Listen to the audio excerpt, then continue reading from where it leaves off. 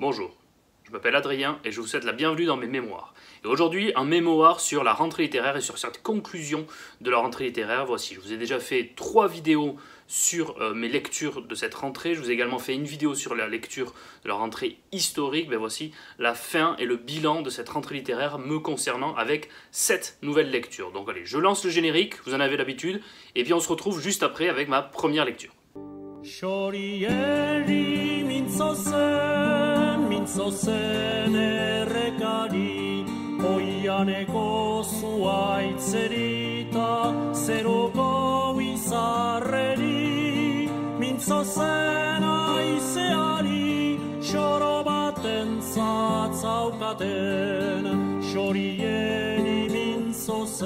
Et on commence de suite donc avec Nous irons mieux demain de Tatiana de Ronet aux éditions Robert Laffont.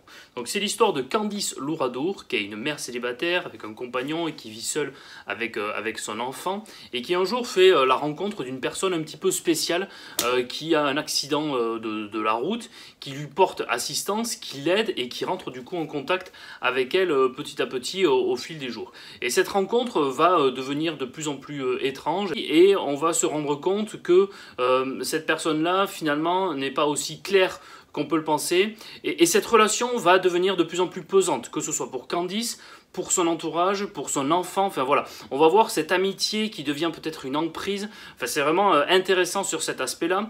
Tout ne m'a pas forcément passionné dans cette intrigue, mais l'écriture de Tatiana Ronet est suffisamment élégante, suffisamment bien entraînée et bien menée pour que l'on s'intéresse jusqu'à la fin à cette histoire et pour savoir comment ça va se mener.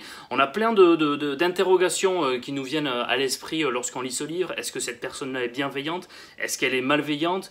Quelle est cette histoire par rapport à Émile Zola? Vous allez voir qu'il y a un lien avec Émile Zola dans ce roman. Est-ce qu'il y a un rapport avec elle, avec sa famille, avec son père? Quel est le rôle de son père qui est décédé dans le livre? Mais elle va en savoir également davantage sur sa famille. Enfin, bref, tout cela s'en mêle. À la fin, Tatiana apporte toutes les réponses à toutes les questions qu'elle a pu se poser, donc c'est vraiment très intéressant jusqu'au bout. Ça fait partie des livres qui, je trouve, font passer un bon moment dans cette rentrée littéraire. Donc je rappelle le titre, Nous irons mieux demain de Tatiana de Ronet. Deuxième lecture de cette rentrée littéraire, enfin en tout cas pour cette vidéo, Chien 51 de Laurent Godet, et c'est aux éditions Actes Sud. Vous connaissez Laurent Godet, pour la première fois il s'intéresse à la science-fiction et il essaye un roman de science-fiction. C'est l'histoire de Zem Sparak. Zem Sparak, c'est ce qu'on appelle un chien, c'est-à-dire c'est un monde dans lequel, donc c'est un monde fictif évidemment, dans le monde dans lequel certains pays ont été vendus à des multinationales et les gens vivent dans des grandes villes, des mégalopoles vraiment industrielles et complètement sclérosées, et dans lesquelles il y a différentes zones. Et les gens ne se mélangent plus dans les zones en fonction de la situation sociale dans laquelle vous êtes. Vous avez le droit d'habiter dans une zone ou pas. Il y en a 3. Et Zem Sparak, il est vraiment au bas-fond de la société et il est ce qu'on appelle un chien, une sorte de policier. Et sauf que va se dérouler ce qui arrive en général dans ce genre de livre, un meurtre. Un cadavre est découvert, un cadavre mais qui n'aurait pas dû se trouver là. Et donc il va devoir faire alliance avec un policier de la zone 2, c'est-à-dire la zone du dessus, qui va effectivement le mépriser.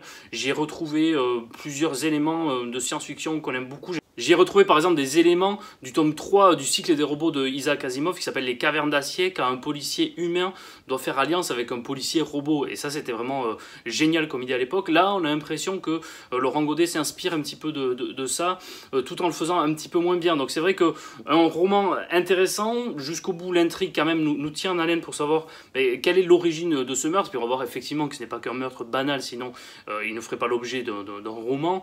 Donc c'est assez intéressant sur cet aspect-là. Mais voilà, lisant beaucoup de science-fiction, on voit la maladresse de quelqu'un qui s'essaye à la science-fiction, qui s'inspire de beaucoup d'univers, de beaucoup de grands auteurs, mais qui n'arrive pas à dépasser un petit peu ses maîtres, enfin pas forcément les dépasser, mais en tout cas à s'en affranchir totalement pour essayer de construire un univers inédit et complètement autonome. Donc un bon roman, mais il me manque quelque chose en plus, et j'en attendais un petit peu plus de Laurent Godet, qui on le sait par exemple dans le fantastique est excellent, il y brille. Là dans la science-fiction, pour moi, pour l'instant, c'est encore un petit peu fragile de la part de Laurent Godet. Malgré tout, je vous le conseille parce que ça reste un très bon roman de sa part, donc Chien 51, et c'est aux éditions Actes Sud. Troisième roman de cette vidéo, Le Trésorier Payeur de Yannick Enel, et c'est aux éditions Gallimard. C'est l'histoire d'un banquier qui s'appelle Georges Bataille, ça se passe dans les années 90, donc Georges Bataille comme le philosophe, et ce banquier, c'est l'histoire de sa vie. Voilà, Yannick Enel nous raconte vraiment toute sa vie, et en fait c'est un philosophe, c'est quelqu'un qui lit énormément, et il se retrouve dans un monde complètement inédit pour un philosophe, le monde de la banque, le monde de la finance, le monde où seuls les chiffres comptent, où seul le résultat compte, ce qui semble complètement antinomique par rapport à la philosophie. Et Georges Bataille va justement, dans ce monde dans lequel il ne se reconnaît pas et dans lequel il n'arrive pas à s'épanouir, il arrive de toute façon difficilement à s'épanouir dans sa vie, que ce soit dans ses relations amoureuses, ses relations au travail, dans sa relation sociale par rapport aux autres individus qui l'entourent, ben, il décide d'en faire une force et de devenir un banquier complètement original, un banquier qui aide les plus démunis. Voilà, donc l'idée est intéressante. En revanche, ben, je trouve qu'elle est très mal exploitée. Elle est très mal exploitée parce que ce qui m'a un petit peu gêné dans ce roman, c'est que l'idée de ce banquier qui décide d'arriver et d'en venir un peu à l'aide des plus démunis, ben, on a du mal ensuite à suivre ça complètement dans le roman. Ça arrive de temps en temps dans certaines phases du récit, mais on a un petit peu trop de passages, par exemple, sur les relations de Georges Bataille dans cette ville avec les femmes. On ne comprend pas trop l'intérêt que ça constitue dans ce roman. La philosophie qui serait source de ça, bah, elle est exploitée, mais je trouve pas forcément toujours de manière pertinente à montrer un lien avec les actes du personnage. Bref, c'est un personnage qu'on a un petit peu du mal à suivre, dont on a un petit peu du mal à comprendre les décisions, du mal à comprendre les évolutions. Et puis surtout, je trouve voilà, que Yannick Enel, alors c'est bien, hein, il y a eu des grands romans politiques, des grands romans qui défendaient des thèses, mais lorsqu'un roman, la thèse, cela se voit beaucoup trop, et lorsqu'un roman devient un roman à thèse, c'est-à-dire uniquement dans lequel le romancier veut défendre ses idées politiques, veut défendre une certaine conception de la société, il en a parfaitement le droit, il aurait pu faire totalement un essai, mais là je trouve que lorsque ça vient prendre un petit peu trop de place dans un roman, cela perturbe un petit peu la lecture pour le lecteur que j'étais, et cela finit par devenir dérangeant.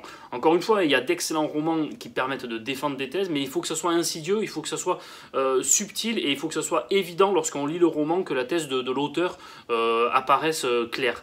Là, je trouve que ça prend un petit peu trop de pas sur le récit, sur l'intrigue, et finalement, le speech de base, qui est franchement passionnant, hein, qui est intéressant, bah, il s'efface un petit peu au fil des pages, derrière les relations privées du personnage et derrière les idées politiques et économiques de l'auteur. Voilà. Donc ça m'a un petit peu doublement dérangé pour ces deux raisons. Si vous voulez vous faire votre propre avis, je vous invite à lire Le Trésorier payeur de Yannick Enel, mais alors c'est clairement pas le roman que j'ai préféré de cette rentrée littéraire. En revanche, celui-là, je l'ai adoré, ça s'appelle Ce qui reste de Jean Michelin. Un résumé très simple, c'est-à-dire c'est un militaire qui disparaît. Voilà, un militaire qui disparaît et 4 compagnons qui vont partir à sa recherche, qui vont prendre des risques parce qu'ils décident de quitter leur bataillon. La hiérarchie au début les couvre, mais au bout d'un moment on leur dit bon ça suffit maintenant, il a disparu, tant pis, c'est un déserteur de plus, tant pis, n'allez pas non plus trop le chercher. Et donc ce sont 4 compagnons, 3 qui sont encore en activité, et un qui est à la retraite, qui a quitté. On sent au fil des pages que c'est lié à un militaire à eux, un compagnon qui a été décédé lors d'une mission spéciale, donc ça a peut-être un lien. C'est vraiment passionnant parce que ceux qui restent, c'est à la fois ceux qui restent dans une mission, ceux qui ne meurent pas, ceux qui restent en vie, et il faut également prendre soin d'eux, et également s'intéresser à eux, c'est eux ceux qui restent, et puis ceux qui restent c'est aussi la famille, et la famille a un poids important dans ce roman, la femme, la mère, l'enfant des militaires qui partent, qui n'ont plus de nouvelles, et là c'est encore pire quand le militaire disparaît alors qu'il est dans une mission, donc c'est également eux ceux qui restent, c'est à la fois les militaires qui restent en vie, et la famille qui reste au pays, et qui tiennent la baraque, qui tiennent la famille, donc c'est vraiment très intéressant, c'est un roman très émouvant, il y a certains aspects drôles, mais en plus Jean Michelin est lieutenant-colonel, donc il sait de quoi il parle. On a l'impression d'y être de temps en temps. C'est passionnant, c'est vraiment l'un des romans qui m'ont le plus marqué lors de cette rentrée littéraire. Donc je rappelle, Jean Michelin, Ce qui reste, et c'est aux éditions Héloïse d'Ormesson. Prochain roman, donc sur la liste, on est au 5e, donc Victoria Mass, Un miracle chez Albin Michel. C'est l'histoire d'une île dans le Finistère Nord et d'une religieuse qui entend parler de la Vierge Marie qui serait apparue et qui va apparaître dans cette île. Et elle est persuadée qu'elle est destinée à voir apparaître devant elle la Vierge Marie. Elle a envie que cela se passe devant elle. Donc elle décide d'y aller sur cette île, elle décide de s'y rendre, et manque de chance pour elle, c'est pas face à elle que va apparaître la Vierge Marie, mais devant un enfant, un petit garçon un peu tourmenté de cette île à qui il est arrivé des choses. Ce qu'on appelle donc forcément un miracle, le miracle dont parle le roman. Là aussi, un petit peu comme tout à l'heure avec Yannick Enel, le résumé semble très intéressant et prometteur. On sent que ça va parler de spiritualité, on sent que ça va parler de spécificité de cette île dans le Finistère Nord, un petit peu mystique, entourée de légendes. Pourquoi ça se passe là? Pourquoi ça se passe devant cet enfant et pas devant cette religieuse? Qu'est-ce qui fait et qu'est-ce qui explique cela? En quoi cette religieuse elle va peut-être réagir de manière à ce que on voit que finalement elle est un petit peu vexée de cela, et est-ce qu'elle a le droit de se vexer de quelque chose qui ne lui arrive pas à elle alors qu'elle devrait s'effacer devant le miracle qui arrive même si c'est pas devant elle? Et bien en fait tous ces éléments qui auraient pu constituer un roman passionnant, je regrette qu'il ne soit pas du tout abordé par Victoria Mas dans son roman. En fait, ça se passe, les pages se tournent, les pages s'enchaînent, et puis on se dit, mais quand est-ce que toutes ces questions passionnantes... C'est un roman qui semble parler de religion, mais à aucun moment, vraiment, on sent l'aspect religieux émerger de ce récit. Ça aurait pu se passer dans le Gers, en Corse, en Bavière ou dans le Finistère Nord, ça aurait été pareil. Il n'y a aucun moment où la spécificité locale a l'air d'avoir un poids sur ce qui se passe et ce qui arrive aux personnages. Les personnages, je les ai trouvés un petit peu effacés, un petit peu en manque de relief. Bref, j'ai vraiment été déçu par ce roman et c'est vraiment dommage parce qu'il m'intéressait vraiment. Je trouvais le résumé passionnant, le thème vraiment très intéressant. Et au final, ben, il n'en reste pas grand-chose, je trouve, et c'est dommage. Des belles descriptions, des belles présentations, un beau décor, et puis en fait, on se dit, bah, effectivement, en 180 pages, de telles thématiques aussi profondes ne peuvent pas forcément être abordées de manière complète. Et hélas, ce n'est pas le cas. Donc c'est dommage parce que l'idée est là, donc je pense que c'est une écrivaine qui a d'excellentes idées, mais qui n'a pas réussi à être à la hauteur des ambitions qu'elle avait. Je rappelle donc le roman de Victoria Mas, Un miracle, c'est chez Albert Michel. Prochain roman, donc le 6e aux éditions Grasset, ça s'appelle Les gens de Bilbao naissent où ils veulent, et c'est de Maria Larrea. Alors, voilà, Maria Larrea est fille de deux personnages espagnols qui sont nés en Espagne, et les deux ont une histoire un petit peu particulière, et c'est ce qu'elle écrit dans ce roman. Et elle décide... un petit peu de manière fortuite, de se lancer aux origines de son identité. Elle a envie de comprendre d'où est-ce qu'elle vient, et elle a envie de comprendre d'où ses parents viennent, et qu'est-ce qui explique un peu le côté taciturne de sa mère et la violence de son père. Les deux vivent à Paris, ils s'occupent d'une loge de théâtre, et elle vit dans cet environnement... tout à fait correct, mais elle a envie de comprendre les origines de ses parents. Donc elle va repartir aux sources de sa naissance, aux sources de la naissance de ses parents, et va ainsi remonter le fil, et on va comprendre beaucoup de choses sur elle, et on va notamment en apprendre des choses assez terribles sur les suites de l'époque franquiste, de l'époque de la guerre civile. Donc sur cet aspect-là, c'est passionnant, je ne vous en dis pas plus, parce qu'on découvre vraiment des choses très intéressantes, et qu'on ignorait, et dont on ne serait jamais... dit à la base que ce serait un roman qui porterait sur ces thèmes-là, donc je ne vais pas vous gâcher, vous, le plaisir de cette découverte, comme moi j'ai eu du plaisir à le découvrir. J'ai quand même un bémol pour ce roman, c'est que elle parle parfois d'identité basque, c'est une identité que je connais un petit peu, et je trouve que c'est pas suffisamment exploité dans le roman. Et je trouve qu'elle s'arrête un petit peu aux clichés et aux images de l'identité basque qu'on peut avoir lorsqu'on vit à Paris ou lorsqu'on n'a pas connu ce que c'était que l'identité basque. Et du coup, moi, je n'ai pas retrouvé cette culture que je connais, et je n'ai pas retrouvé cette identité que je connais dans les personnages qu'elle décrit. Alors, je ne sais pas si c'est parce qu'elle n'a pas eu suffisamment d'informations et d'éléments à ce niveau, ou parce qu'elle n'a pas voulu exploiter davantage ce côté identitaire, ce côté culturel qui aurait pu apporter un peu plus d'avantage au récit.